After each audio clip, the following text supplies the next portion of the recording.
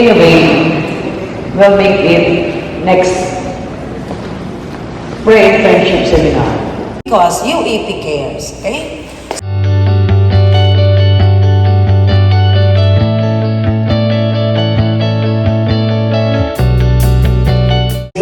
Hundreds of successful graduates are now serving the community and the country. So we are proud of your accomplishments, achievements. The state shall value the dignity of every individual.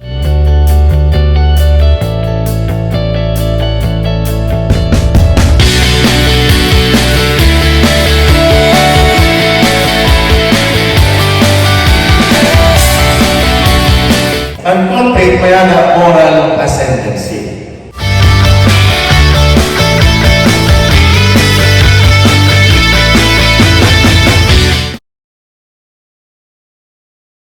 Communication is at the very heart of our lives, right? Imagine a world without communication.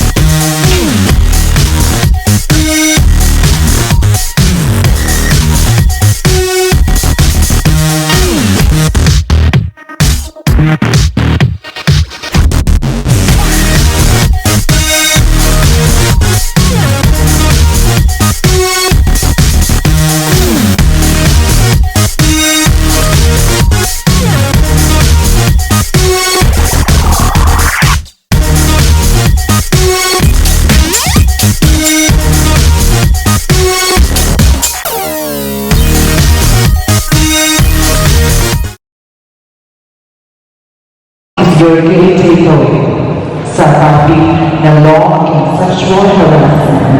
So in that topic, what is your key takeaway? Na talaga ang babakuin at natutunan and so on.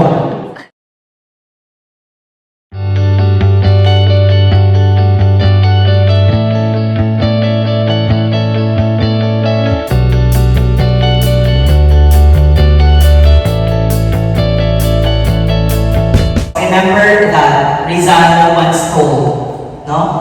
La Bella Esperanza, la Patria Mia. The youth is the hope of the motherland.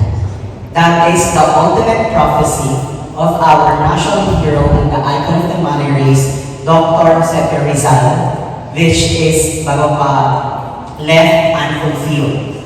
And its fulfillment lies in each one of us.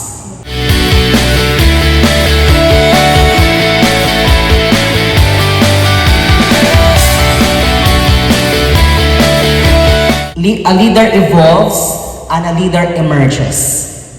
Okay? And regardless of what our field is, we can become a leader in our own substantive field.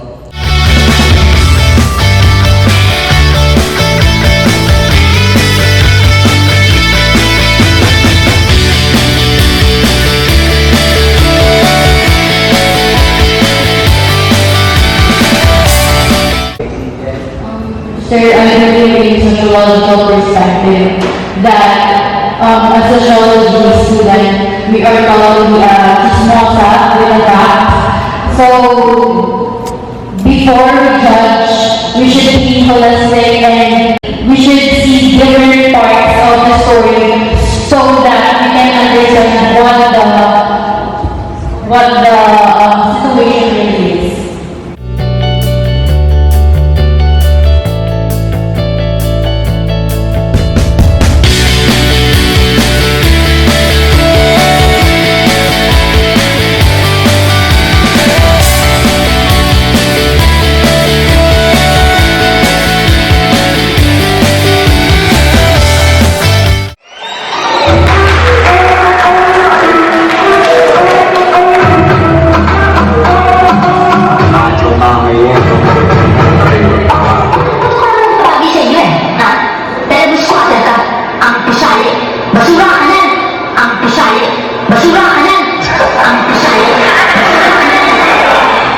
si Ma'am Emilia P. Lopez.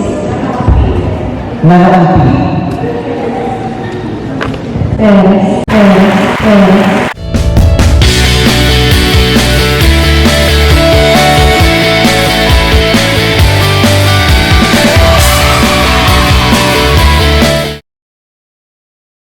So it's a technical term. I know that you're familiar with the term, right?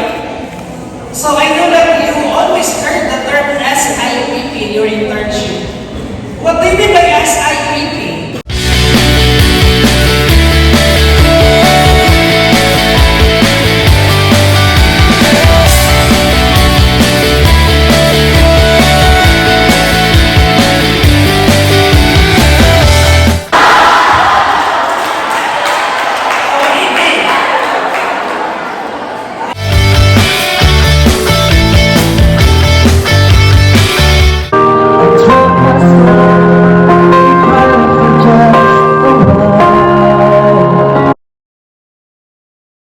Those who made this event possible.